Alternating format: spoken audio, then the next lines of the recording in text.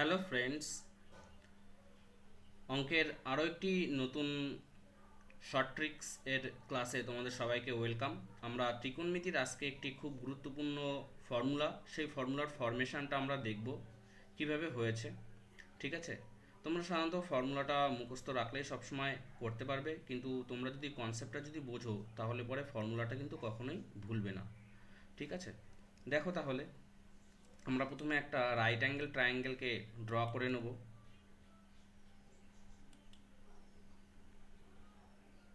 এটাকে আমরা হাইট ধরছি, এটা আমরা বেস ধরছি, আর এটা হাইপোটেনিয়াস বা অতিভুজ হচ্ছে।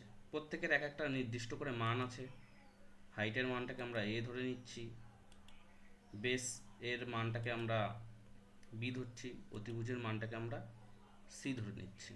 তাহলে আমাদেরকে বের করতে হবে কি, দেখো, আর এইখানে যে যে অ্যাঙ্গেলটা আছে, এই অ্যাঙ্গেলটার এটার ভ্যালু কত?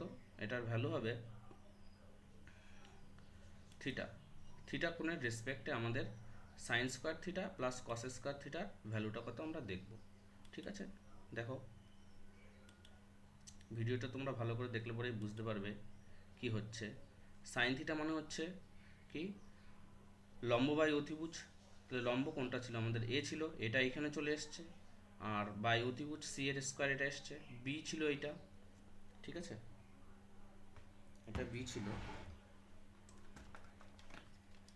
দেখো,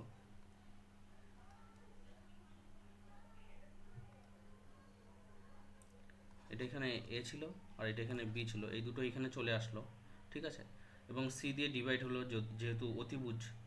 হ্যাঁ, তাহলে পরে আমরা এটা যদি সাম করি, সাম করলে পরে কেমন আসবে? এমন আসবে, B square plus C square. আমরা পিথাগোরাসের উপপাদ্য অনুযায়ী আমরা জানি A square plus B square equal to C square. তাহলে এই জায়গায় ভ্যালুটা আমরা সি স্কোয়ার বসিয়ে দেবো। সি স্কোয়ার বসিয়ে দিলে c square by c square equal to value কত চলে আসবে? 1 চলে আসবে। অতএব এটার ভ্যালু কত হবে?